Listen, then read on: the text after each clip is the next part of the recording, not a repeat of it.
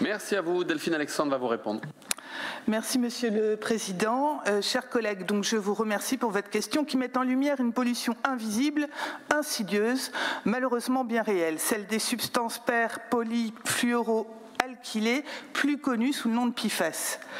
Ces polluants dits éternels constituent une famille de plusieurs milliers de composés chimiques utilisés depuis les années 1950 dans de nombreux domaines industriels et produits de la vie courante.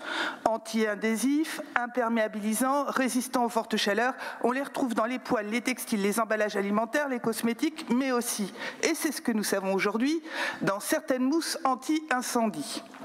Ce sont des substances très persistantes dans tout notre environnement, bioaccumulables, et aux effets sanitaires encore mal connus mais préoccupants. Cancérigènes, perturbateurs endocriniens ou du système immunitaire, ces polluants éternels ne se dégradent pratiquement pas avec le temps. Alors la détection formelle de ces substances dans le captage de Quadernote à Rostronin, annoncé à l'été 2024, a été reçue avec une gravité extrême, car le taux mesuré y atteignait 3 fois la future limite de qualité européenne, fixée à 1 microgramme par litre pour un total de 20 PFAS. À ce stade, je ne suis pas en mesure de confirmer l'origine de la pollution. Une étude a été sollicitée par les services de l'État auprès du BRGM qui dispose de l'expertise pour analyser les sols et identifier les sources. Les premiers résultats, comme vous l'avez dit, seront annoncés pour le printemps. Cette transparence est attendue de toutes et tous, essentielle à une communication publique prévue par l'État depuis le lancement de cette étude. Mais avant de parler d'hypothèses, je voudrais aussi évoquer une certitude, celle des faits et non des allégations. Je tiens à remercier les acteurs et élus locaux pour leur gestion responsable et bien au-delà de leurs obligations et compétences, de cette situation devant laquelle ils ont été placés et dont je veux saluer l'engagement public en ce sens. Cher Guillaume, je sais que, permets-moi quand même de t'exprimer notre plein et entier soutien à toi comme à tes équipes. Dès l'alerte de l'ARS, le syndicat mixte d'adduction en eau potable du Crest-Bresse-Argoat, en accord avec la mairie, a pris la seule décision responsable à prendre et dont nous espérons qu'elle fera école dans cette situation qui probablement se reproduira ailleurs. La fermeture totale du captage, sans attendre une obligation légale qui n'existe pas aujourd'hui, sans se retrancher derrière la possibilité réglementaire de dilution de l'eau contaminée, afin d'assurer la distribution d'une eau totalement conforme à toutes les normes sanitaires. L'ensemble de cette séquence a été de plus intégralement présenté en comité syndical dès septembre. Concernant l'origine de la pollution, l'article que vous évoquez mentionne en effet une possible utilisation de mousse anti-incendie dans les formations dispensées au lycée Rosa Parks. Cette hypothèse, bien que non confirmée à ce stade, mérite d'être prise au sérieux.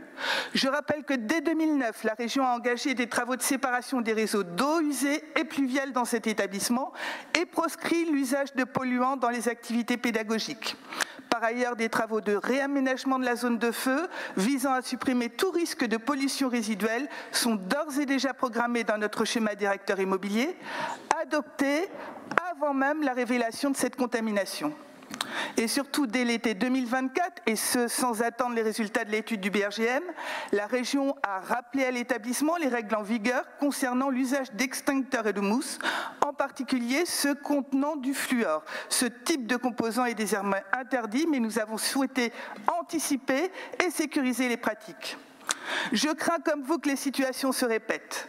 Le suivi analytique des PFAS dans l'eau potable n'est devenu obligatoire que très récemment à l'échelle européenne.